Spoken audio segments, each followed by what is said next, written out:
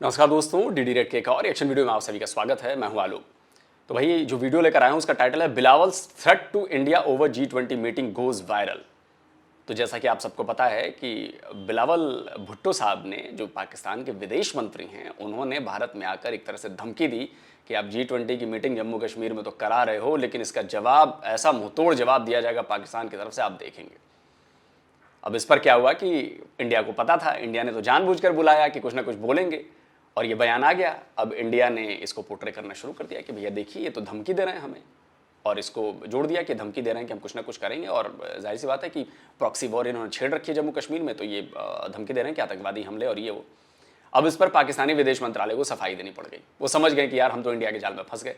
पाकिस्तानी विदेश मंत्री की तरफ से सफाई दी गई, विदेश मंत्रालय की तरफ से, कि नहीं नहीं, कहने का मतलब उनका ऐसा नहीं था, उनके बयान का मतलब ऐसा नहीं निकाला जाए, इसको वायलेंस से ना जोड़ा जाए, इसको ऐसा ना जोड़ा जाए। लेकिन बेटा चिड़िया चुग गई खेत। जो इंडिया ने करना था वो कर दिया उसने, और उसमें फंस गया। अब इस पर पाकिस्तान की जनता क्या कहती है, ये देखना मजेदार होगा। तो चलिए देखते हैं। क्या करते हैं? मैं इलेक्ट्रिकल इंजीनियर हूँ। ज़बरदस्त। आपको पता होगा कि रिसेंटली हमारे foreign minister Bilawal Bhutto Zardari India visit पर गए हुए थे। वहाँ जाकर वो G20 इजलास पर, जो कि कश्मीर में होने जा रहा है, इंडिया को इंडिया में धमका कर आ गए हैं। उन्होंने कहा कि वक्त आने पर हम भारत को एक ऐसा जवाब देंगे कि भारत याद रखेगा। क्या कहेंगे, क्या उनका इंडिया में जाकर इंडिया को इस तरह से धमका कर आना ठीक है? देखें, इसके बेसिकल तो 2 पॉइंट्स ऑफ व्यू हैं। पहला तो ये है कि क्या इंडिया के अंदर जाके ये बात करना ठीक था या नहीं था। तो इसके ऊपर तो मेरा एक पर्सनल पॉइंट ऑफ व्यू ये है कि उसमें कोई मसला नहीं है कि अगर हम इंडिया में जाके भी अगर उसको कोई बात कर रहे हैं तो वो हमारे लिए कोई इतना प्रॉब्लम नहीं है। लेकिन दूसरी बात ये है कि किस टॉपिक के ऊपर बात हो रही थी, वो था G20 का। तो शायद मुझे ये लगता है कि उसके ऊपर, क्योंकि ये बेसिकली तो ये पाकिस्तान को रिप्रेजेंट कर रहे थे वहाँ पे, तो और इस तरह के जहाँ पे इंटरनेशनल इश्यूज चल रहे हो तो वहाँ पे इस तरह की बात करना इस मौके के ऊपर शायद ये सही नहीं था उनके लिए। देखिए, हमारे पास बहुत सारे मुद्दे थे जिन पर हम बात कर सकते थे। जैसे हम पाकिस्तान के करंट क्राइसिस पर बात कर सकते थे, हमने वो बात नहीं की। हम हमेशा भी, जब भी किसी इंटरनेशनल फर्म पर जाते हैं, हम एक ही मुद्दा उठाते हैं, कश्मीर। और अभी यहाँ पर भी यही मुद्दा उठाया, और क्या हुआ, हम जलील होकर वापस आ गए। देखिए, ये तो हमारी सबकी अपनी है कि हम जलील होके आए हैं या नहीं है। पहली बात तो ये है कि कश्मीर नो डाउट पाकिस्तान के लिए एक बहुत बड़ा इशू है, लेकिन इस टाइम के ऊपर पाकिस्तान अपनी ज़ाती उसके ऊपर चल रहा है कि क्या पाकिस्तान खुद भी सर्वाइव कर पाएगा या नहीं पाएगा। इस टाइम के ऊपर तो हालात ये चल रहे हैं। तो मेरे ख्याल में इस टाइम के ऊपर मैं कश्मीर से ज़्यादा पाकिस्तान के ऊपर कंसिडर करना चाहिए कि पाकिस्तान के हम क्या कर रहे हैं। क्या हमारे जो प्राइसेस हैं, जो महंगाई की प्रॉब्लम्स हैं, वो सारे हमने सॉल्व आउट कर लिए हैं? क्या हमारे जो रशिया के साथ इस टाइम के ऊपर तल्लुकात चल रहे थे, क्या हमने वो सारा कुछ अपना क्लियर कर लिया है? अगर नहीं तो पहले मेरे ख्याल में हमें पाकिस्तान सबसे ज़्यादा अजीज़ है। ऑब्वियसली हमें कश्मीर से भी ज़्यादा अजीज़ है पाकिस्तान। तो सबसे पहले तो पाकिस्तान है। उसके बाद जब हम खुद स्टेबल हो जाएंगे, हम इस काबिल हो जाएंगे, हम इंडिया को आंखें दिखा सकें। फ़िलहाल हम सिर्फ बातें आंखें दिखा सकते हैं, फिजिकली या उनके क्या कि हम ग्राउंड रियलिटीज़ के ऊपर इंडिया के सामने हम कुछ नहीं है इस टाइम के ऊपर। आपको पता है कि इंडिया में जब भी कुछ होता है उसका मलबा पाकिस्तान पर डाला जाता है। अभी रिसेंटली इंडिया का पुंछ के मकाम पर एक दहशतगर्दाना हमला हुआ, उसमें भी ये कहा गया, ये साबित करने की कोशिश की गई कि इसमें पाकिस्तान मुलव्विस है। अब अगर अल्लाह ना करे G20 इजलास के दौरान इंडिया में कुछ हादसा पेश आ जाता है या आने वाले वक्त में कुछ हो जाता है, तो हमारे फॉरेन मिनिस्टर तो वहाँ जाकर उन्हें धमकी देकर आए हैं। तो आपको नहीं लगता कि उसका जिम्मेदार पाकिस्तान को ठहराया जाएगा? तो पहले आप ये देखेंगे, क्या सिर्फ हमारे फॉरेन मिनिस्टर ने जाके ये बात की है? क्या इससे पहले पाकिस्तान के जो प्राइम मिनिस्टर है मिस्टर नवाज शरीफ, क्या उन्होंने ये बात नहीं की थी कि मुंबई हमलों के अंदर पाकिस्तान इन्वॉल्व था, पाकिस्तान की ISI इन्वॉल्व थी? तो ये देखें, ये ऐसे नहीं है कि सिर्फ फॉरेन मिनिस्टर में सिर्फ उठे उन्होंने जाके ये बात कर ली, ऐसे नहीं। कहा नहीं था, उसके तो सबूत दिए हमने, इंटरनेशनल फोरम पर सबूत दिए। इंडिया ने सबूतों की इतनी झड़ी लगा दी कि आखिरकार मजबूरी में पाकिस्तान को मानना पड़ा। नहीं तो कहाँ मान रहे थे, वो तो कह रहे थे कि इंडिया ने खुद कराया है। आज भी कई लोग कहते हैं कि इंडिया ने खुद कराया है, जबकि सब कुछ साबित हो गया कि जो कसाब था वो पाकिस्तान का रहने वाला था, अपने 9 साथियों के साथ आया, वो सारे के सारे पाकिस्तानी थे, उसका घर तक पाकिस्तान में ढूंढ निकाला गया, सब कुछ हुआ। जब इतने सारे सबूत मिल गए तो पाकिस्तान, अब पाकिस्तान क्या करता?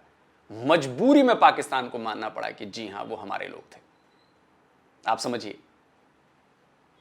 अब आप लोग नहीं मान रहे हैं वो अलग बात है। जो आजकल टेररिस्ट जो भी मारे जाते हैं उनमें से 99% पाकिस्तानी होते हैं। जम्मू कश्मीर में जो टेररिस्ट मारे जाते हैं, आपको मानना है मत मानिए, लेकिन हम तो दुनिया के सामने पेश करेंगे ना। दुनिया तो सबूत मांगती है ना। हम, आपको नहीं मानना वो सबूत मत मानिए।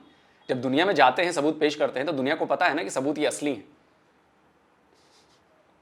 ये पहले भी ये सारा कुछ कर चुके हैं, हमारे जो पॉलिटिशियंस हैं ये सारा कुछ अपना ओपनली कह चुके हैं कि जी पाकिस्तानी कामों के अंदर इन्वॉल्व होता है और करते हैं हम लोग ये काम। तो सबसे पहले तो पहली बात ये है कि जिसने ये बात स्टार्ट की थी मिस्टर नवाज शरीफ, उसके खिलाफ क्यों नहीं बात की जाती। प्राइम मिनिस्टर ने बात की है, नो डाउट बहुत गलत बात की है, इसके ऊपर मैंने इसको वो नहीं कह रहा कि उसने कोई सही बात की है, लेकिन बात यह है कि पाकिस्तान इंडिया के अंदर कुछ भी होता है उसका मलबा पाकिस्तान के ऊपर आता है, बिल्कुल वैसे ही कि जैसे पाकिस्तान के अंदर कुछ आता है तो हमारा मलबा इंडिया के ऊपर हम देते हैं। तो ये दोनों तरफ से एक पॉलिटिकल जो वो है कि अपना ओपिनियन वो करते हैं, बाकी इसके अलावा इसमें मेरा नहीं ख्याल कुछ है। अच्छा, हमने तो आप ये बताओ ना यार कि इंडिया की तरफ से कितने घुसपैठिए आपकी सेना ने मार गिराए हैं जो इंडियन नागरिक हैं। हमारे पास तो हजारों की लिस्ट है जो पाकिस्तानी सिविलियन हैं, सिविलियन कह रहा हूं, पाकिस्तानी सिटीजन थे जिनको मारा जाता है, एक एक डिटेल उनकी दी जाती है। आप बता दो कि कितने इंडियन सिटीजन आपने घुसपैठ करते हुए मारे हैं, इन्फिल्ट्रेट करते हुए मारे हैं? एक भी नहीं बता पाएंगे, एक। सोचा था कि हमारे फॉरेन मिनिस्टर एससीओ इजलास में जाएंगे तो शायद इंडिया और पाकिस्तान के दरमियान ताल्लुकात में कुछ बेहतरी आएगी, ट्रेड पर बात होगी, करंट इश्यूज पर बात होगी, लेकिन वहां जाकर तो हालात मुझे लगता है मजीद ख़राब हो गए हैं। अब आप देखें कि 2-3 दिन से क्या खबरें गर्दिश कर रही हैं। हालात इंडिया के साथ तो हमारे बेहतर हो सकते हैं, वो इन सेंस हो सकते हैं। अब जिस तरह देखेंगे लास्ट टाइम ये हुआ था कि जब इमरान खान साहब की हुकूमत चल रही थी तो हमने इंडिया के साथ सीज़ फायर कर लिया था उस टाइम के ऊपर जब कश्मीर ने इंडिया के साथ महाज खोला हुआ था, और कश्मीर हमारा स्ट्रेटेजिकल पार्टनर भी है और उसके अलावा भी वो हर जगह के ऊपर हमारे साथ थ्रू आउट हमारे सपोर्ट के अंदर खड़ा होता है। तो क्या चाइना को ये चीज़ वो कर रही थी कि क्या हमें उस टाइम के ऊपर सीज़ फायर करना चाहिए था? ऑब्वियसली नहीं करना चाहिए था। चाइना इस चीज़ के ऊपर हमारे से बहुत नाराज़ हुआ था और उसके बाद से हमारे चाइना के साथ भी ताल्लुकात ख़राब हो गए थे। तो हमें सिर्फ ये नहीं देखना, ऑब्वियसली इंडिया हमारा नेबरहुड है, हमें उसके साथ ताल्लुकात बहुत बेहतर चलने के चाहिए, हमें उसके साथ अपनी ट्रेड स्टार्ट कर लेनी चाहिए। आईटी के अंदर इंडिया बहुत ज़्यादा बिजनेस कर रहा है और हमारे बहुत अपॉर्चुनिटी क्रिएट हो सकती है अगर हमारा इंडिया के साथ एक बेहतर ताल्लुकात हो सकते हैं। लेकिन स्टिल बात वही है कि इंडिया हमारा थ्रू आउट सपोर्टर नहीं है, हमारे थ्रू आउट जो सपोर्टर है वो चाइना है। तो हमें चाइना, रशिया, उस सारे ब्लॉक के अंदर रहते हुए इंडिया के साथ हमें डील करनी चाहिए, ना कि हम इंडिविजुअली उठ के चले जाएं और इंडिया के साथ जाके डील कर लें किसी भी बात पे। अभी बात हो रही है G20 इजलास की। आपको लगता है कि G20 इजलास पर पाकिस्तान का एतराज़ करना बनता है? क्योंकि एस जयशंकर ने भी यही बात की, जो कि इंडिया के फॉरेन मिनिस्टर हैं, कि पाकिस्तान तो G20 का मेंबर ही नहीं है, इसलिए पाकिस्तान के इस मुद्दे पर बात करना बनता ही नहीं है, पाकिस्तान का इससे कुछ लेना देना ही नहीं है। ये बात उनकी बिल्कुल ठीक है कि हमारे फॉरेन मिनिस्टर साहब हैं वो शायद ओवर हो रहे थे वहाँ पे, एक स्टेप फॉरवर्ड लेके उन्होंने बात की है। क्योंकि अब जब एक चीज़ के अंदर आप हैं ही नहीं, इंटरनेशनल कॉन्फ्रेंस चल रही है उसके अंदर आप इन्वॉल्व नहीं है, आपको किसी ने रखा ही नहीं है, तो आपको इस चीज़ के ऊपर कि आप बैठ के बयानबाजी करें, आप इस चीज़ के ऊपर अपने आप को देखें कि आपको क्यों नहीं बुलाया गया वहाँ पे। चाइना इन्वॉल्व है, रशिया इन्वॉल्व है, अब चाइना के होते हुए आप बाहर खड़े हुए क्यों? आप अमेरिका ब्लॉक से ऑलरेडी तकरीबन बाहर हैं, सिर्फ आपके मतलब जो है इंटरनली वो आपके चल रहे हैं, लेकिन थ्रू ओवरऑल अगर देखा जाए तो आप उससे भी बाहर हैं, आप चाइना वाले ब्लॉक से भी बाहर हैं, तो हम कहाँ स्टैंड कर रहे हैं? बेसिकली हमें ये चीज़ देखनी चाहिए। सर, आपका नाम? मेरा नाम बिलाल सईद। सर, क्या करते हैं? मैं एडवोकेसी करता हूँ। ज़बरदस्त। अच्छा सर, आपको पता होगा हमारे foreign minister Bilawal Bhutto Zardari India visit पर गए हुए थे और वहाँ जाकर वो G20 इजलास पर जो कि कश्मीर में होने जा रहा है, इंडिया में धमका कर आ गए हैं कि हम वक्त आने पर इंडिया को ऐसा जवाब देंगे कि इंडिया याद रखेगा। क्या ठीक किया हमारे फॉरेन मिनिस्टर ने? देखिए जी, जहाँ तक बात है बिलावल भुट्टो जरदारी साहब की, सबसे पहले तो आपको पता है इलेक्शंस आ रहे हैं और उन्होंने अपने इलेक्शंस जो हैं उनको भी जो दीगर पार्टीज़ के मुकाबले में उन्होंने विन करना है, उस सिलसिले में भी उनको एक बड़े तगड़े जवाब की ज़रूरत थी जो कि उन्होंने दिया। और वैसे मैं समझता हूँ कि इस सारे सिनेरियो में बिलावल भुट्टो जरदारी साहब जो है एक बड़ा वाइजली रोल प्ले कर रहे हैं और बड़ी मेच्योर सियासत कर रहे हैं जो कि उनसे उम्मीद ना थी, लेकिन बहुत अच्छी सियासत कर रहे हैं। और देखें जी, इंडिया में जाकर और इंडिया को ऐसे धमकाना, ये मैं समझता हूँ कि एक बड़ी पॉजिटिव बात है और पाकिस्तान को यही ज़ेब देता है। पॉजिटिव बात है। तालियां भाई, एडवोकेट साहब हैं शायद, तालियां इनके लिए। इंटरनेशनल प्लेटफॉर्म्स पर इसका असर कैसा होगा ये आपको भी नजर आएगा आने वाले कुछ महीनों में, कुछ साल में। जो बिलावल भुट्टो जरदारी आके करके गए ना, इंडिया का ये प्लान था, इंडिया ने जाल बिछाया और इंडिया ने आपके विदेश मंत्री को फंसा दिया, उनको बयान देना पड़ गया और इस बयान के नतीजे क्या होने वाले हैं आपको अंदाजा नहीं है कि पाकिस्तान के साथ क्या होने वाला है इंटरनेशनल कम्युनिटी के द्वारा। देखते रहिए अभी। सर हमने सोचा था कि दोनों कंट्रीज़ के सियासतदान मिलेंगे तो शायद ट्रेड पर बात हो, करंट इश्यूज़ पर बात हो, लेकिन हमारे फॉरेन मिनिस्टर जाकर जिस तरह की वहाँ पर बातें करके आए, उन्हें बड़ा तनकीद का निशाना बनाया जा रहा है। आप बेशक उन्हें अप्रिशिएट कर रहे हैं, आपको उनका स्टांस बेहतर लग रहा है, लेकिन ज़्यादातर उन्हें क्रिटिसाइज़ ही किया जा रहा है। जी बिल्कुल क्रिटिसाइज़ किया जा रहा है, लेकिन देखें बात ये है कि ऐसा होना तो ज़रूर चाहिए जैसे आप बात कर रही हैं, लेकिन ऐसा पॉसिबल नहीं है। आज से पहले जितने भी गए हैं और आज तक कभी कोई पॉजिटिव जो इससे रिज़ल्ट अभी आज तक नहीं आया, क्योंकि इंडिया ये चाहता ही। वैसे एक बात और कहना चाहूंगा, बताइए, धमकाना इनको पॉजिटिव लग रहा है, आप समझ रहे हैं?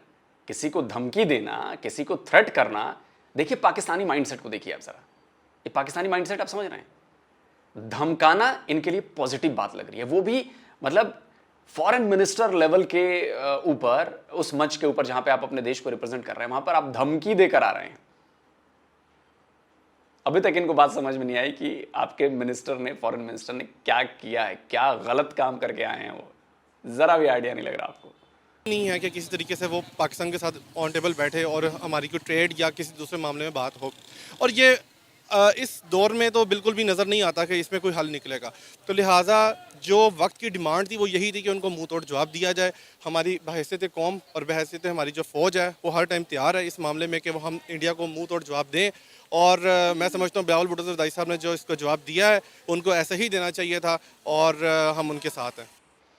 फौज हमेशा मुंहतोड़ जवाब देने के लिए तैयार है, और अभी अभी आपके जो आर्मी चीफ रिटायर हुए हैं, उन्होंने क्या कहा था अपनी ही पाकिस्तानी फौज के बारे में कि वो तो काबिल ही नहीं है इंडिया से लड़ने के लिए। क्या बात करते हो यार, सुनिए जरा।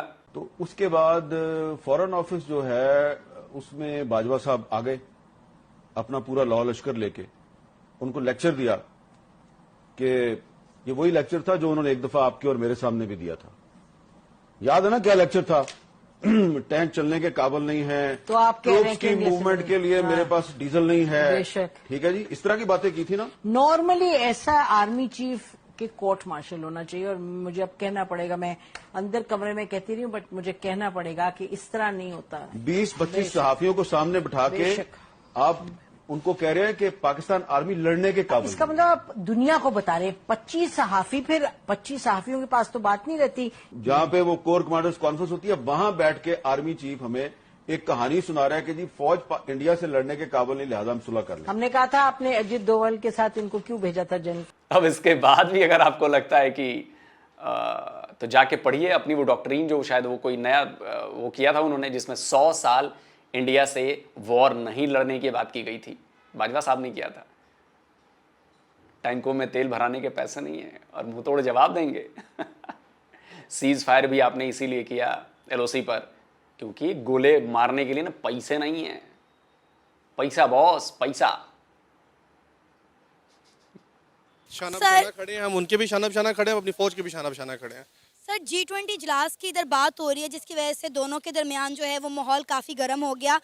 उन्होंने तो ये कहा कि पाकिस्तान ना तो G20 का मेंबर है और ना ही पाकिस्तान का कश्मीर के साथ कोई लेना देना है, तो पाकिस्तान को तो इस मुद्दे पर बात करना बनता ही नहीं है। देखें, इस बारे में इतनी डिटेल तो मुझे नहीं पता कि पाकिस्तान उस G20 का हिस्सा है या नहीं है, या उसमें बनता है या नहीं बनता। बात यह है कि उन्होंने जिस तरह से पाकिस्तान को बैकफुट पर रखते हैं और पाकिस्तान को जिस तरह वो डिग्रेड करते हैं, तो अल्हम्दुलिल्लाह हम लोगों ने चूड़ियाँ तो पहनी नहीं हुई कि हम चूड़ियाँ पहन के बैठे हों, हम कहें कि हमें जो है आप डराओ भी धमकाओ भी, कश्मीर भी हमसे ले जाओ और हम यहाँ पे जो है चूड़ियाँ पहन के बैठे रहें। हमने 93,000 ने क्या पहना था? कच्छा नहीं पहना था 93,000 ने। चूड़ियां तो छोड़ दो, कच्छा भी नहीं पहना था शायद। सरेंडर हुए थे जो 71 में इंडियन आर्मी के सामने। क्या पहना था उन्होंने?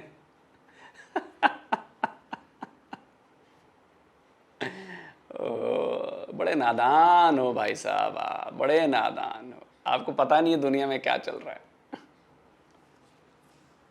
अल्हम्दुलिल्लाह चूड़ियाँ नहीं पहनी। हम लोग माओ के सपूत हैं, उन माओ के सपूत हैं जिन्होंने 1947 में पाकिस्तान को छीन लिया था।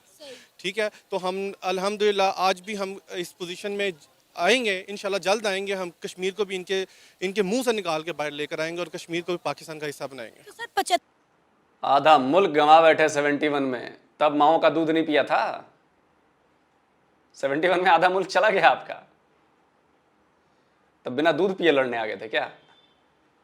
सियाचिन 84 में चला गया था, तब भी शायद माँ का दूध नहीं पिया था ना आपने। मुंह तोड़ जवाब नहीं दे पाए थे, आज तक ले नहीं पाए सियाचिन वापस। और 47 में आपने लिया था पाकिस्तान, बंटवारा कहते हैं उसे, लड़के लिया था, वॉर छेड़ी थी आपने पाकिस्तान लेने के लिए। अरे 70 सालों में फिर हम कश्मीर के लिए कुछ क्यों नहीं कर सके? हम देखें, ये एक लॉन्ग डिबेट है, इसके लिए हमें बैठना पड़ेगा। अगर आप कहें कि हम सड़कों में इस बारे में बात करें कि हम कश्मीर आज तक क्यों नहीं ले पाए या कश्मीर क्यों चला गया, तो ये सड़कों पे बात नहीं हो सकती। इसकी ये एक लॉन्ग डिबेट है, इसके लिए हमें बैठना पड़ेगा। बट द थिंग इज़ कि हम अपने साथ खुद फेयर नहीं है।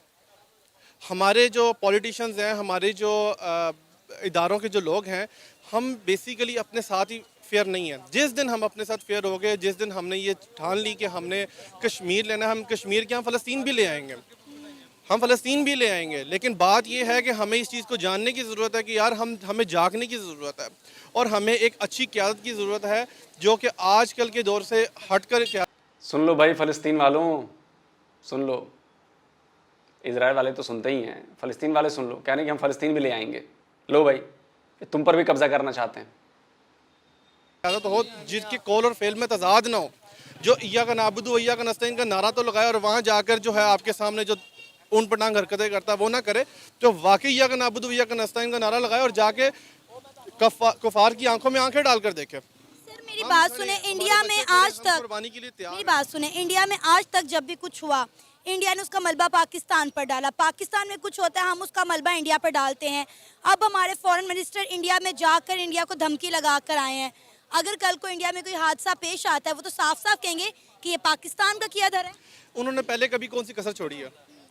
पहले इंडिया में जब भी कुछ हुआ है तो उन्होंने कौन सा कभी कसर छोड़ी है कि उन्होंने पाकिस्तान को उसका ब्लेम ना दिया? उन्होंने हमेशा तो पाकिस्तान को ब्लेम दिया है, वो देते आए हैं और उन्होंने आते देते रहना है। हमें इस चीज़ की परेशानी नहीं होनी चाहिए और ना ही हमें इस चीज़ की परेशानी है। मैं समझता हूँ कि इंडिया एक ढीठ हड्डी है जिसको हमारे पॉजिटिव, हमने उसको छोड़ दिया, अभिनंदन को छोड़ दिया, क्या फ़र्क पड़ा उससे? क्या उन्होंने उसका हमें पॉजिटिव जो उन्होंने रोल बैक प्ले किया? कोई भी नहीं किया, तो इन्होंने आगे भी नहीं करना। अब बिलावल, हमने आपके 93,000 को छोड़ दिया, आपने पॉजिटिव रोल प्ले किया।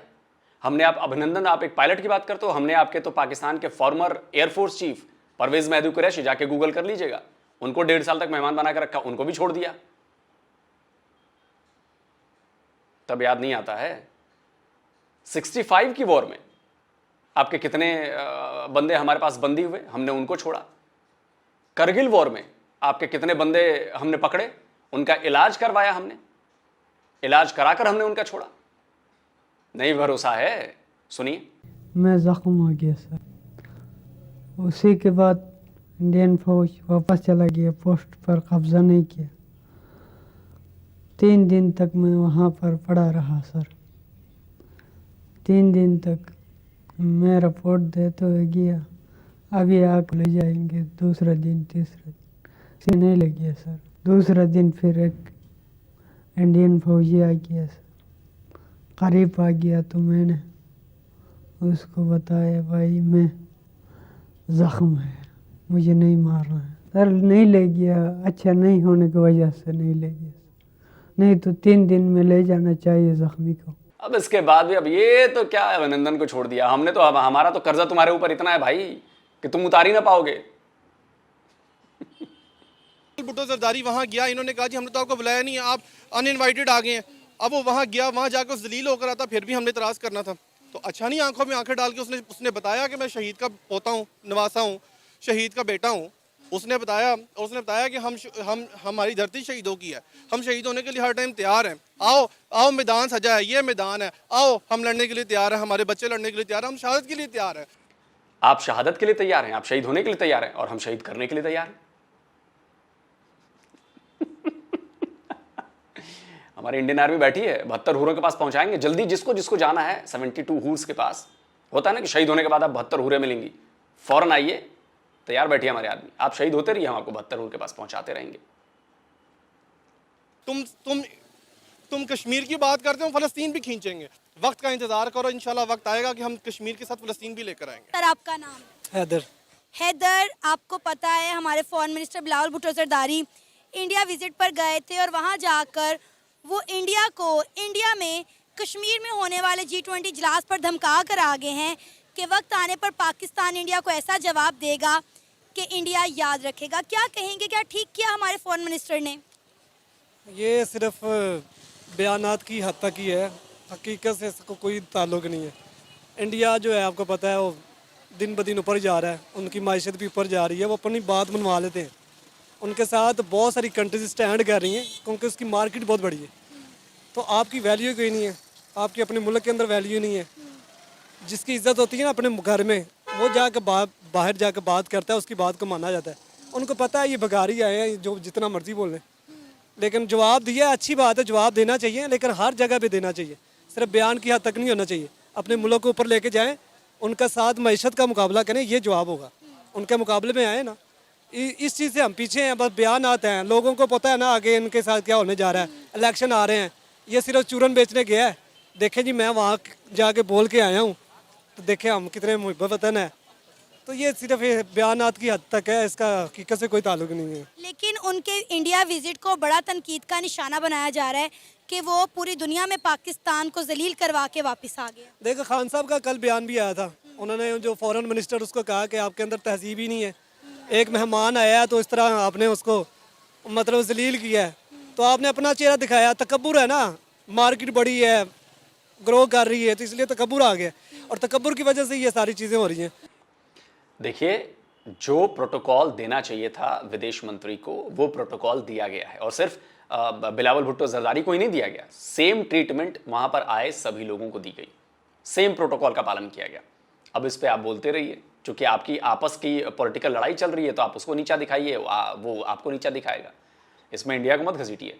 और खुद बिलावल भुट्टो ने कहा कि जो प्रोटोकॉल मिलना चाहिए था वो प्रोटोकॉल इंडिया की तरफ से दिया गया है। ये मत कहिए।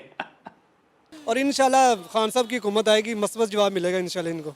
चलिए मानते हैं कि अगर इंडिया तकब्बुर में आकर इस तरह की बातें कर रहा है, तो आपको नहीं लगता हमें इकॉनमी का मुकाबला इकॉनमी के साथ करना चाहिए, बजाय इसके कि हम इस तरह की बयानबाजियां दें? मैं तो यही पहले कह चुका हूँ, मुकाबला करना इकॉनमी के साथ करें, मईशत के साथ करें, अपने मुल्क को ऊपर लेके जाएं, लेकिन उधर तवज्जो कोई नहीं है। उधर जाके बयानात कुछ और है, मुल्क के अंदर कुछ और है, सबके सामने ही आपको। अब आप देखें कि इंडिया में कुछ हो तो उसका मलबा हम वो पाकिस्तान पर डालते हैं, पाकिस्तान में कुछ हो तो उसका मलबा हम इंडिया पर डालते हैं। अब जब हम इंडिया में जाकर इंडिया को इस तरह से धमका कर आए हैं, अल्लाह ना करे G20 इजलास के दौरान कुछ हो जाता है, तो उसका सीधा सीधा जिम्मेदार तो पाकिस्तान को ठहराया जाएगा। बिल्कुल ऐसा बयान देना नहीं चाहिए था, बड़ा गैर जिम्मेदाराना जवाब है। कोई और जवाब होना चाहिए था, ये नहीं कि हम ये कर देंगे वो कर देंगे, मतलब गैर जिम्मेदारी। पता नहीं ना है, ये पर्ची पे बने हुए लीडर हैं, पता ही नहीं है ग्राउंड रियलिटी क्या है। ग्राउंड रियलिटी कुछ और होती है, जवाब कुछ और होते हैं, जिसकी वजह से नुकसान हो रहा है पाकिस्तान को बहुत ज़्यादा। चलिए, अगर इंडिया के फॉरेन मिनिस्टर ने कुछ कह भी दिया था, तो ज़रूरी तो नहीं है कि हम हर बार ईंट का जवाब पत्थर से ही दें। अगर इसी तरह की बयानातबाजी होती रही दोनों जानिब से, तो इंडिया और पाकिस्तान के ताल्लुकात तो कभी भी नॉर्मलाइज नहीं हो सकते। वो पहले भी कभी नहीं रहे हैं, हमेशा से ऐसे ही है। और ये मैं आपको बताऊं, जो मेन पावर में बैठे हैं वो कभी चाहेंगे भी नहीं कि ये मामलात किसी बेहतरी की तरफ जाएं, क्योंकि आपको पता है जब बजट लेना होता है फिर उसके ऊपर बहुत सारी चीज़ें होती हैं। ना उधर की आर्मी चाहती ना इधर की आर्मी चाहती। मैं सीधी बात कर दूँ, चाहे मुझे को उठा के लेके जाए, लेकिन हकीकत यही है। कश्मीर के ऊपर जो सब कुछ हो रहा है, दुकानें चली हुई है ना, दुकानदारी चली हुई है, लोग खा रहे हैं, मौजे मार रहे हैं, लोगों को बेवकूफ़ बनाया हुआ है। देखिए, हमेशा मुज़ाकरात की जो मुज़ाकरात होते हैं ना, वही मस्बत जानब लेके जाते हैं। जंगे हल नहीं है, मुज़ाकरात हल होते हैं। आप जितनी भी वॉर हुई हैं, लास्ट में टेबल पे बैठ के मुज़ाकरात हुए हैं ना, बातचीत से सारे मसले हल होने हैं। ये जंगे हल नहीं होती, जंग छिड़ती है तो फिर आपको पता तबाही की तरफ जाता है सब कुछ। अब आप देखें, जो हमारे फॉरेन मिनिस्टर वहाँ पर धमकी देकर आए हैं, आपको लगता है कि इंडिया उससे डरेगा, या G20 का इजलास जो है वो उसकी कुछ मीटिंग कश्मीर में नहीं करेगा? ये तो इंडिया ने जो करना वो कर लेगा, आपको भी पता ही है। वो डरते नहीं है, क्योंकि दुनिया उनके साथ खड़ी हुई है। जब मेन पावर है वो बैक करती हैं, आपको तो कोई पूछता कोई नहीं है। यही बात है ना कि पाकिस्तान को कोई सीरियस ही नहीं लेता, ना हमारी स्टेटमेंट को, ना हमारी धमकी को सीरियस लेता है, क्योंकि हमने जो है कोई अपनी वर्थ ही नहीं बनाई हुई। तो मेरा वैसे आपको बता दूं कि जब दुनिया साथ नहीं थी तब भी इंडिया किसी से डरता नहीं था। अमेरिका ने अपना 7वां बेड़ा 71 में भेजने की घोषणा की थी ना, निक्सन एकदम खिलाफ थे इंदिरा गांधी के, इंडिया नहीं डरा ना। इंडिया ने कहा अच्छा भेजो, देखा जाएगा। तब रशिया आ गया हमारे साथ। रशिया न भी आता तब भी डरने वाले तो डरते, तो हम वो काम ही नहीं करते, हम सपोर्ट ही नहीं करते, है कि नहीं? ख्याल है जब हमारी वर्थ ही नहीं है तो हमारी फिर इस तरह के बयानात की भी कोई वर्थ नहीं है। बिल्कुल ऐसे ही है। जब आपकी अपनी बात उनकी सुनी जाती है जो गैरतमंद कौमें होती हैं, जो अपने पाँव पर खड़ी होती हैं, उनकी बात नहीं सुनी जाती। जो कशकोल लेकर दुनिया में फिरते हैं, बेकारियों की कोई औकात नहीं होती। अच्छा, हम जब भी किसी इंटरनेशनल फॉर्म पर जाते हैं हम वहाँ जाकर एक ही बात करते हैं, कश्मीर कश्मीर कश्मीर, जबकि और बहुत सारे इश्यूज हैं बात करने के लिए। जैसे कि भी पाकिस्तान में बहुत सारे करंट क्राइसिस चल रहे हैं, हम उन पर बात क्यों नहीं करते? हमारे पास बहुत अच्छा चांस था कि हम वहाँ जाकर अपने डिफरेंट इश्यूज पर बात करते, लेकिन हमने नहीं की। मेन आपको पता है ना, सबसे बड़ा जो चूरन है वो कश्मीर का है, जिसके नाम पे लोगों को बड़ा बेवकूफ़ बनाया गया है। पिछले 75 साल से बनाया गया कश्मीर बनेगा पाकिस्तान। ये शुरू से मैं कश्मीरियों के साथ रह के आया हूँ 2 साल दुबई के अंदर। वो नफरत की नज़र से देखते हैं। वो कहते हैं आपने लोगों ने हमें दुकानदारी बनाया हुआ है, उधर से वो मारते इधर से आप मारते हो। वो इतनी नफरत करते हैं। वो मतलब कि इतनी, वो कहते हैं आप पाकिस्तानी 2 नंबर दोगले इंसान हैं, कोई आप हमारे लिए कुछ भी नहीं करते, सिर्फ चूरन बेचते हैं कश्मीर बनेगा पाकिस्तान। जब वो कश्मीर डे आता है झंडियाँ लेकर बाहर निकल आते हैं, इसके अलावा कुछ भी नहीं है। अभी क्या पाकिस्तान G20 इजलास को जो कि जम्मू कश्मीर में होने जा रहा है उसको रोकने की काबिलियत रखता है, या हम उसको रोक सकते हैं? नहीं रखता। लीडर ही कोई नहीं है। बताएं कौन लीडर है, कौन इस पे आवाज़ उठाएगा? जिनकी अपने घर में नहीं सुनी जा रही वो कौन, कुछ भी नहीं होना।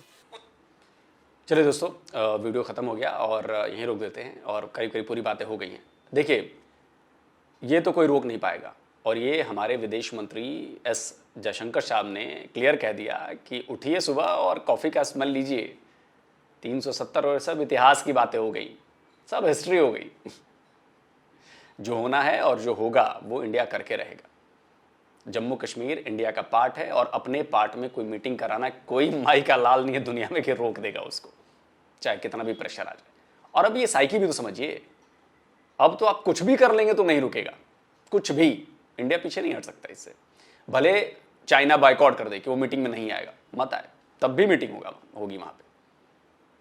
कुछ और देश हो सकता है उसके सपोर्ट में आ जाए, हम भी नहीं आएंगे, मत आओ, तब भी मीटिंग करेंगे वहां पे। ये बहुत बड़ी पॉलिटिक्स चल रही है, G20 से G7, समझ रहे ना? तो धीरे धीरे सब हिसाब बराबर करने हैं, हर किसी से बराबर करने हैं, और चाइना से भी बराबर करना है। सिर्फ पाकिस्तान ही नहीं है, हर किसी से हिसाब बराबर करना है। और सबको अगर लग रहा है कि जी तीसमार खां बन रहे हैं, तो तीसमार खां कहाँ जाएगा? वो इंडिया खा जाएगा उन्हें, और खा रहा है। पाकिस्तान को तो खा ही गया है ना। जो मुल्क आटे की लाइन में लगा हो, जिस मुल्क में आटे की लाइन में लोग मर रहे हों, जिस मुल्क का पीएम दर दर भटक के $1-1 बिलियन मांग रहा हो, जिस मुल्क में लोग जो हैं वो मुल्क से पहले अपने मजहब को प्रेफर करते हैं, देख लीजिए उस मुल्क की क्या हालत है। कोई एक पाकिस्तानी सच्चे दिल से अपने दिल पर हाथ रखकर पूछे कि क्या पाकिस्तान एक अच्छा देश है, बना है 75 ईयर्स में? क्या उनको सारी सहूलियतें मिल रही हैं? ईमानदारी से जवाब लीजिए इसका, तब आपको समझ में आएगा कि मैं क्या बात कर रहा हूं। इसके उलट आप इंडिया देखिए, इकोनॉमी में प्रोग्रेस, इंफ्रास्ट्रक्चर में प्रोग्रेस, टेक्नोलॉजी में प्रोग्रेस, एजुकेशन में प्रोग्रेस। हमने लगातार अपने स्टैंडर्ड को अप किया है। आपने लगातार, आप बिलो द स्टैंडर्ड जाते गए हैं। पिछले साल जो स्टैंडर्ड था उससे भी नीचे चले गए। और G20 की मीटिंग एक बार हो जाने दीजिए बस जम्मू कश्मीर में, उसके बाद देखिए इंडिया का स्टांस क्या होता है। आप याद करेंगे, आपकी आने वाली पुश्तें याद करेंगी कि इंडिया का स्टांस क्या रहा और इंडिया ने क्या किया। आप देखते रहिए। और बिलावल भुट्टो जो ये धमकी देकर गए हैं, बिलावल भुट्टो को भी अंदाजा नहीं है कि वो कितनी बड़ी गलती करके गए हैं। डिप्लोमेटिकली कितना पाकिस्तान का नुकसान करा कर गए हैं वो इंडिया से। इंडिया के ट्रैप में पाकिस्तान फंसा, इंडिया के ट्रैप में फंसकर उसने बिलावल भुट्टो को भेजा, इंडिया के ट्रैप में फंसकर बिलावल भुट्टो को मजबूरी में यह बयान देना पड़ा। और अब उस बयान के बाद क्या हो रहा है, ये इंटरनेशनल पॉलिटिक्स में आप लोग थोड़ा बहुत न्यूट्रल सोर्सेस से पढ़िए, आपको समझ में आ जाएगा कि इंडिया की चाल कितनी कामयाब हुई है। इंडिया ने किस तरह से पाकिस्तान को फंसा दिया है फिर से इंटरनेशनल फोरम पर। और यह होना ही था, यह होना ही था। इसके नतीजे, इसके रिजल्ट कुछ दिनों में आउट होना शुरू हो जाएंगे, कुछ महीनों में। फिर बात करेंगे। जल्दी मिलता हूं एक और नए वीडियो के साथ। नमस्कार, जय हिंद।